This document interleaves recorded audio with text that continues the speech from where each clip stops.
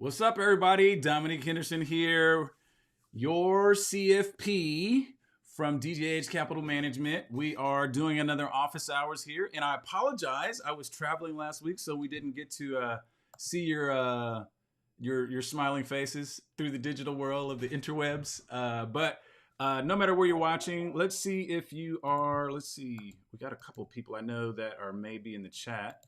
And you can just leave your comments or your reactions. I would love to maybe reach out to you, say, hey, what's going on? Today, we're going to be talking about something that I think is very appropriate. It is all about how to not hire the wrong financial advisor. That could be potentially a very detrimental thing to you, depending on where you are along the continuum of financial advice. You know, maybe you're at a different step in your let's say accumulation or decumulation, distribution type of stuff. And that partnership is really key. So today, I really wanted to kind of focus on what I feel after 2 decades plus in this industry. What are the 3 things that, you know, like questions wise, that are red flags that you can just immediately say, this is a head scratcher. Maybe I need to think about this a little bit harder before I hire this particular person, this man or woman, okay? So that's what we're gonna go over today. And as always, this is all about you guys. So I wanna make sure that you get what you need. If you have additional questions, and I apologize for my eyes going everywhere because I'm getting my screens together. But if you have additional questions, please shoot me a DM on whatever platform you're watching. Or you can just visit the website and schedule an appointment and we can go from there, okay? All right, so let's do this. All right, how to avoid hiring the wrong financial advisor. The only 3 questions you'll need to ask. Now, granted, let me just say this because I don't want to be, I guess the term is a little cocky. I don't want to act like these are the only 3 questions. But when I was thinking about all the different conversations I've had over the years and all the different cases I've worked on and all the horror stories I've heard about, I figured if you ask all of these questions or at least one of them, the red flag that you need to that needs to go off will go off, and you'll do more due diligence, and you'll dig a little deeper, and you won't go into a situation that could be, you know, harmful for you. So that's where I'm going with this. I don't want to be, you know, like I said, I'm not trying to be cocky like a know-it-all or anything like that. I'm just trying to tell you what I know. Okay? All right. So let's do this. So the first question here is, how are you paid? And this is a big one. This is a big one. I don't know why some of my colleagues or peers in this industry have an issue with this, because if you're transparent, it shouldn't be a problem, right? So let's talk about the different ways to get paid. Okay? So in the least complex way to talk about this in the time that we have really 3 buckets, right? We have the commission bucket, and that's typically going to be associated when you're a registered representative of a particular broker dealer. So broker dealers are the intermediaries between you, the consumer financial services, and particularly like maybe a custodian or a bank or a wirehouse that actually goes into the markets and executes these. Now, granted, I know there's an E-Trade and there's Robinhood and there's all that kind of stuff that you can go directly there, and you feel like you're going directly there, but the actual plumbing behind that is that there is a broker dealer. So most of those websites, if you go down all the way to the bottom, it says that, you know, XYZ company is a broker dealer or represents, you know, firms or and it's registered with the SIPC and FINRA and yada, yada, yada. It has all those disclaimers. And that's what I'm talking about. When somebody that's a financial professional works for them, they have to have a certain amount of licenses, which we'll get into in just a second. But the point is, they are a registered representative of that person.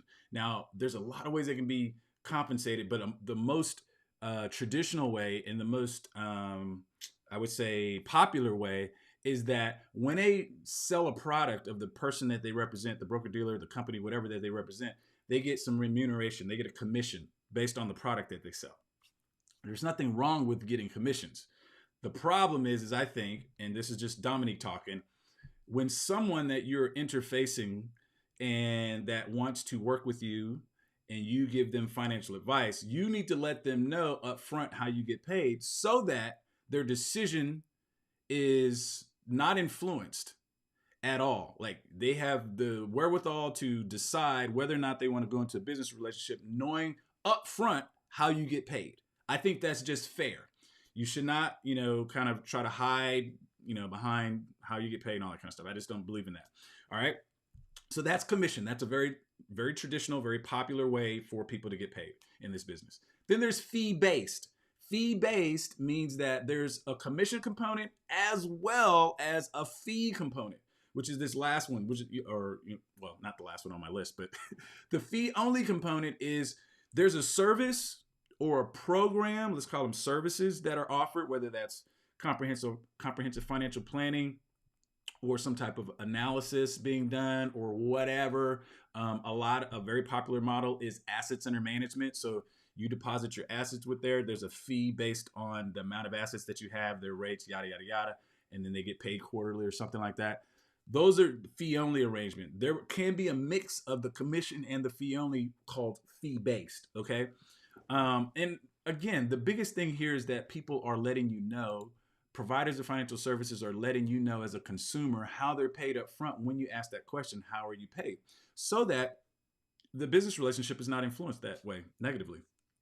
And then last but not least, there's hourly. That really falls into the fee only model, if you ask me. I just put that up there because I know people are going to say, "Dom, you forgot the hourly model." So hourly is what it is, right? There's an hourly rate that is dictated to you, and after hours are put in on whatever particular program or service that is being rendered, the rate times the hours is what you pay. Okay. So hopefully that is clear as mud. You gotta keep it funny. It's a Friday, all right? Happy Friday, yeah, everybody. All right. What are your credentials and/or experience? So, man, I could park here for a long time, but I just want to say there are two buckets here for the most part. There are these exams, let's call them sponsored exams, like FINRA exams. So FINRA is, and I've mentioned this a couple of times, let me just make sure, is the Financial Industry Regulatory Authority, right? So they are the people that dictate what the rules and regulations and the compliance requirements need to be around financial professionals for the most part, okay? And you might go, well, what about the SEC? That's a whole nother conversation. They kind of work together, but they're separate. So we got the FINRA bucket, and then we have these professional designations and certificates, right? And unfortunately, I'll just say this up front to all consumers of financial services, there is not a unified body by which all these things are governed. So just know that up front. So when somebody tries to act like there is not. Each state, depending on the size of your business and how many clients you serve, regulates that particular advisor. So I'm in Texas. Texas regulates me. Louisiana has nothing to do with me. There's some nuance to this, but what you basically need to know that if somebody is a registered representative, going back to the earlier point that we made, they're usually going to have one of a few exams that they have to pass. Let's go through those real quick. They need to have the Series 7 and the 66. They have to have the 7 for their general securities licenses, just knowledge of the products, excuse my dog, and a 66 to render financial advice.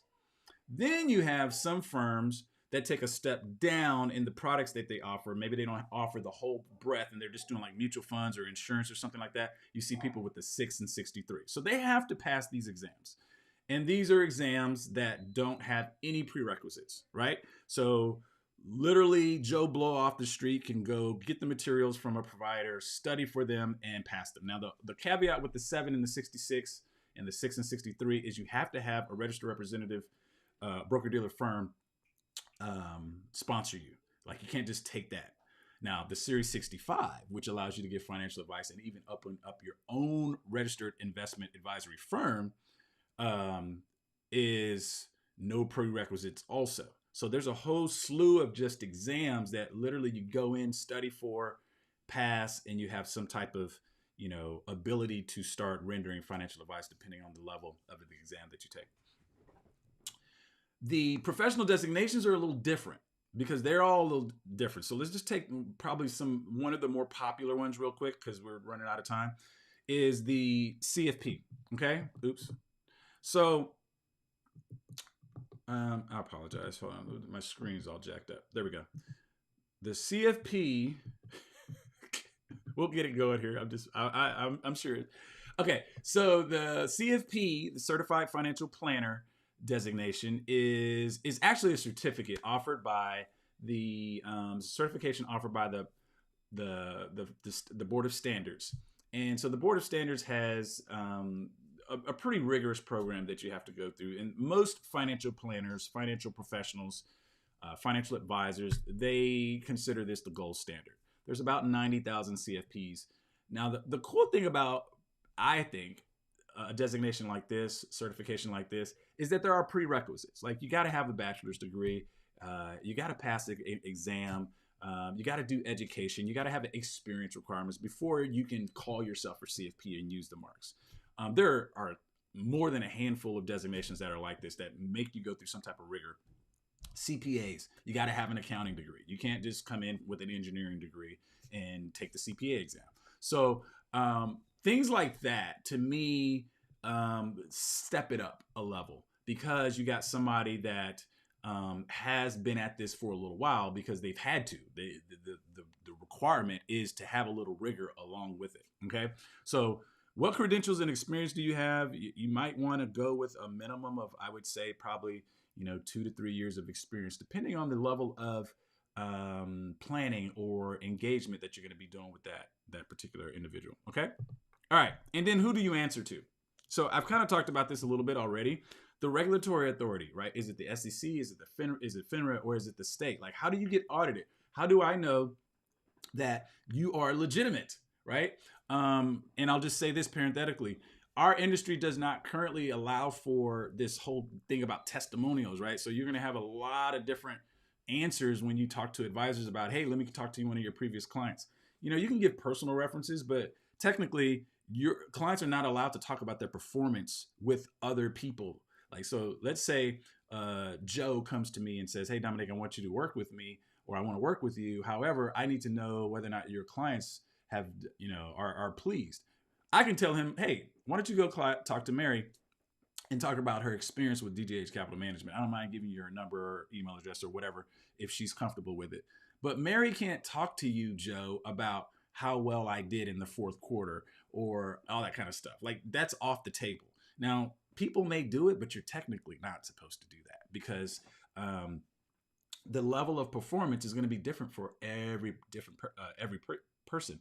And specifically, the Investor Advisor Act of 1940 doesn't really allow for that because everybody's performance is different. So all that to say, these 3 questions: who do you answer to?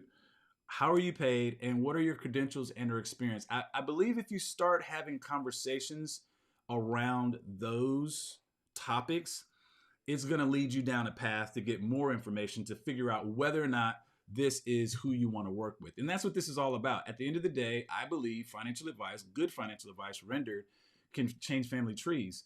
And everybody deserves a chance at changing their family tree, but you got to be with the right person. All right. So hopefully that's helpful. And I hope that you have a great weekend.